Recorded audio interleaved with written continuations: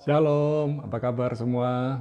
Mari, dalam Pray From Home kita siapkan hati mendengar firman dan kita juga belajar untuk melakukan firman. Dan mari kita berdoa sebelum menyambut firman Tuhan.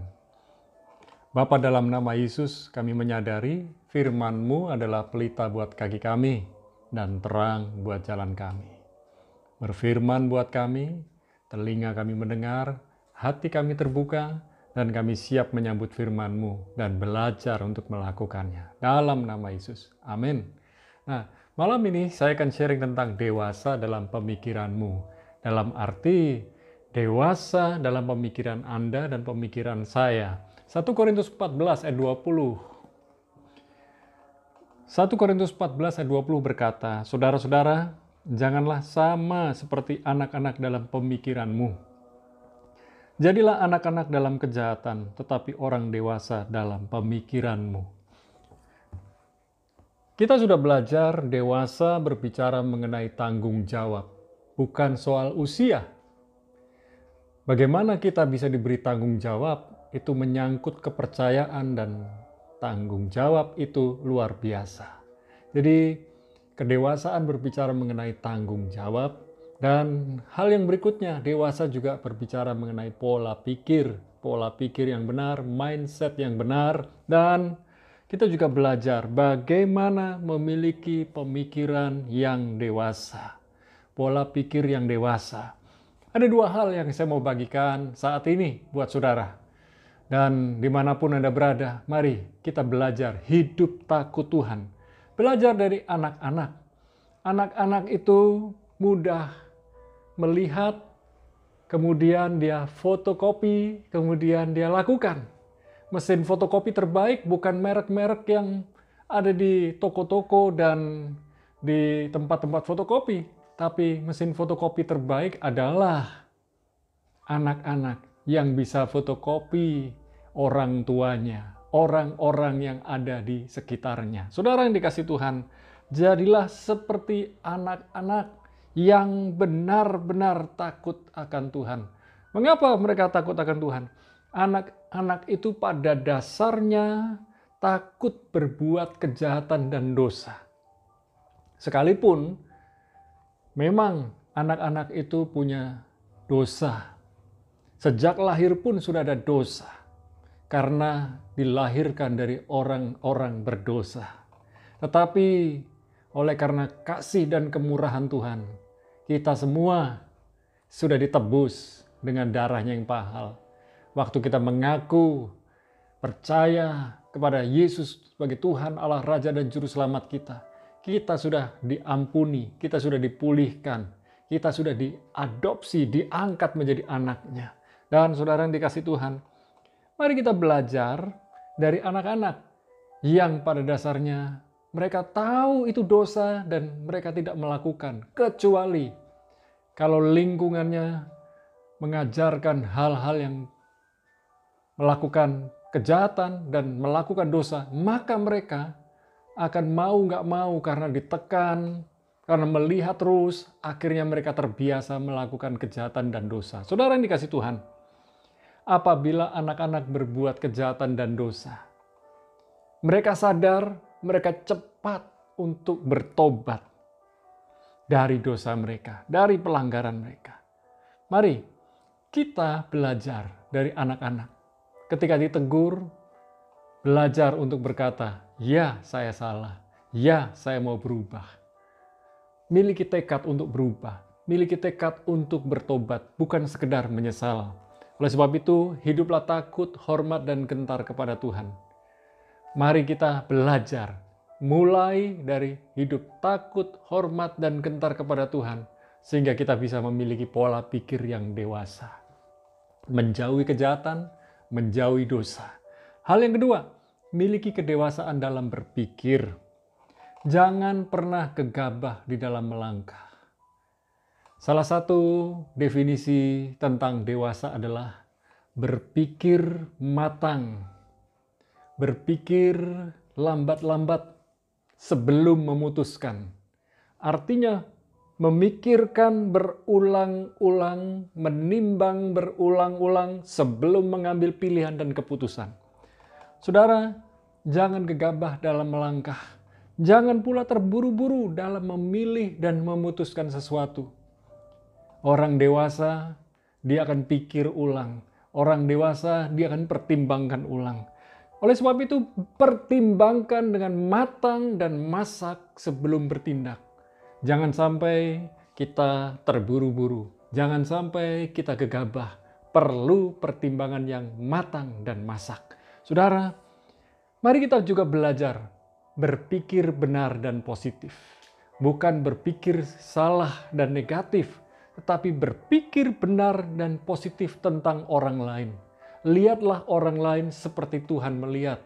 Memang kita melihat manusia secara langsung yang melakukan kesalahan, yang melakukan dosa, dan mata kita bisa menghakimi, hati kita bisa menghakimi, pikiran kita bisa menghakimi, mulut kita bisa menghakimi. Bahkan kita pun tidak mudah untuk mengampuni, karena kita melihat kejahatan dan dosa orang lain. Tetapi kalau Tuhan saja memberi kesempatan, mengapa kita tidak memberi kesempatan? Saudara, oleh sebab itu mari kita belajar juga sebagai orang yang dewasa, mengutamakan kepentingan bersama daripada kepentingan diri sendiri. Berarti mengutamakan orang lain daripada diri sendiri. Budaya antri contohnya. Dari orang-orang yang mengantri, membeli tiket, baik tiket pesawat, tiket kereta, termasuk antri untuk membeli makanan di restoran-restoran tertentu. Itu menunjukkan apakah seseorang itu dewasa atau tidak. Dan contohnya ketika kita mengendarai motor atau mobil, bagaimana ketika kita didahului, apakah kita ini benar-benar bisa merendahkan diri untuk tidak mudah marah. Bahkan ketika kita diperlakukan tidak adil, diperlakukan dengan cara yang buruk, apakah kita bisa tetap menguasai diri? Itulah kedewasaan. Saudara, mari kita juga belajar untuk mengalah. Sebab mengalah itu bukan kalah. Mengalah adalah ciri dari pemenang. Mengalah adalah ciri dari orang yang dewasa. Mengalah tahu di mana posisinya. Mengalah tahu apa yang harus dilakukan. Orang yang mengalah berarti bisa menguasai dirinya. Dan dua hal yang penting, bagaimana kita dewasa dalam pemikiran. Yang pertama, milikilah hidup takut akan Tuhan. Dan yang kedua, milikilah kedewasaan di dalam berpikir. Akhir kata, kedewasaan berpikir dimulai dari hidup yang takut, hormat, dan gentar kepada Tuhan. Mari kita berdoa. Di saat ini kami berdoa Tuhan, kami mau memiliki kedewasaan dalam berpikir. Biarlah kami menilai orang lain dengan benar dan positif, bukan menilai orang lain dengan cara yang salah. Dan ajar kami ya Tuhan, untuk selalu dengar-dengaran dengan Tuhan, belajar untuk melakukan firman-Mu. Dan biarlah saat ini kami mau berubah, mau menjadi pribadi yang dewasa di dalam Tuhan, dewasa di dalam pemikiran. Biarlah pikiran Kristus yang memenuhi hidup kami. Dalam nama Yesus. Saat ini kami juga berdoa ya Tuhan, untuk beberapa orang yang terkena sakit COVID-19. Kami bersyukur beberapa anak-anak Tuhan yang terkena sakit COVID-19 sudah mengalami kesembuhan. Dan dalam proses pemulihan kami berdoa untuk Om Sam Sekota, biar hamba-Mu ini mengalami kesembuhan dan pemulihan total. Demikian pula keluarga Sianawati yang ada di Tangerang, Tuhan memberikan kesembuhan dan pemulihan. Kami juga berdoa ya Tuhan untuk Aming. Biarlah Ko Aming mengalami pemulihan dengan cepat. Kami percaya ya Tuhan, saudara-saudari kami yang lain yang hari-hari ini sedang isolasi mandiri dimanapun mereka berada. Kami percaya Tuhan menyediakan orang-orang yang terbaik untuk menolong, membantu mereka. Menyediakan obat, menyediakan oksigen, menyediakan perlengkapan untuk keperluan kehidupan mereka. bahkan termasuk makan dan minum mereka sehari-hari. Tuhan, kami berdoa buat para sukarelawan yang melayani orang-orang yang isoman di berbagai daerah. Tuhan memberikan kekuatan buat mereka, Tuhan memberikan hikmat buat mereka, dan Tuhan juga memberikan pertolongan buat mereka untuk tetap mereka sehat dan kuat di dalam melayani orang-orang yang isoman. Kami berdoa pula untuk saudara-saudari kami yang lain yang sedang mengalami sakit dan sedang ada di rumah sakit maupun yang istirahat di rumah. Tuhan memberikan kekuatan kesembuhan buat mereka.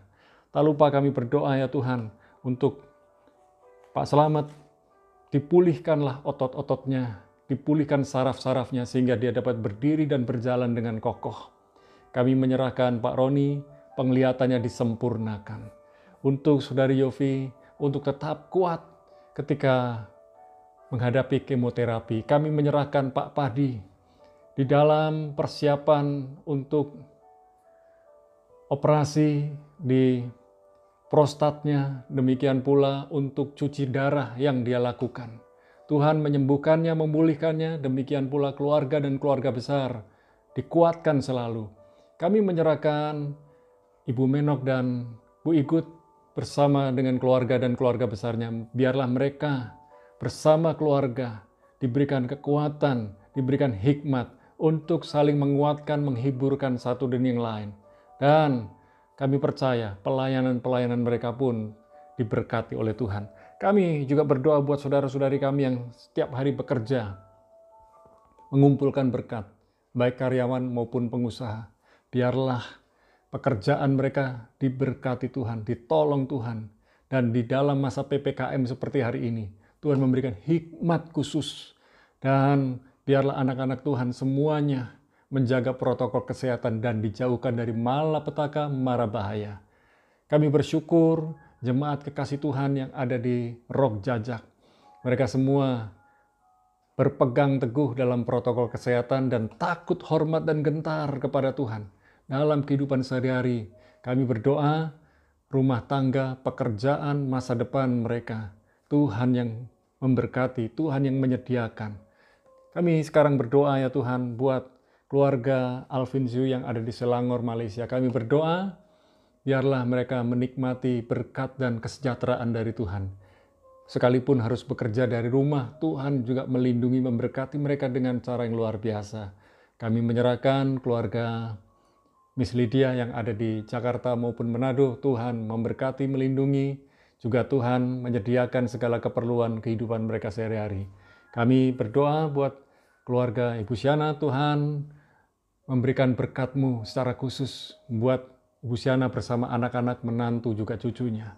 Kami juga percaya Tuhan sudah memberikan hikmat, kekuatan ekstra buat Ibu Siana dan keluarga. Kami menyerahkan Haris dan Intan yang sudah sembuh dan Tuhan sudah memberkati pekerjaan mereka. Tuhan melipat gandakan apa yang Tuhan percayakan buat mereka. Kami menyerahkan Chris dan Okta, demikian pula untuk anak-anak yang lain, keluarga dan keluarga besar, orang tua mertua. Kami berdoa Tuhan melindungi, memberikan kesehatan, pemulihan, dan kekuatan buat mereka. Kami percaya Tuhan, keluarga Ibu Yuliana yang ada di Bali pun Tuhan memberkati, melindungi. Dan kami juga berdoa sekarang buat hamba-hamba Tuhan yang mengikuti Pray From Home. Pekerjaan mereka, rumah tangga mereka, pelayanan mereka sudah ditata Tuhan, diberkati Tuhan. Dan kami percaya segala keperluan mereka sudah diperlengkapi dengan luar biasa oleh Tuhan. Kami menyerahkan sekarang bangsa negeri Indonesia dalam proses vaksinasi di berbagai daerah, khususnya vaksinasi ketiga untuk para nakes. Biarlah di bulan ini dapat terselesaikan ya Tuhan. Kami juga berdoa biarlah distribusi vaksin sampai ke daerah-daerah dapat terlaksana dengan baik sehingga herd community di Indonesia dapat segera tercapai. Terima kasih ya Tuhan, hikmat-Mu turun buat Presiden kami Jokowi bersama para stafnya dan aparat militer kepolisian yang ada, semua menjaga keamanan ketertiban buat negeri Indonesia. Kami berdoa buat saudara-saudari kami yang ada di luar negeri, biarlah mereka tetap kuat, tetap sabar, dan berkat Tuhan ada pada mereka ketika mereka bekerja. Perlindungan Tuhan sungguh nyata. Malam ini kami mengangkat kedua belah tangan kami, turunkan segala berkat-Mu yang terbaik ya Tuhan. Berkat di dalam nama Bapa, Putra, dan Roh Kudus, di dalam nama Yesus. Kami bersyukur dan berdoa, sama-sama katakan amin. Tetap kuat, tetap sehat, Tuhan Yesus memberkati saudara.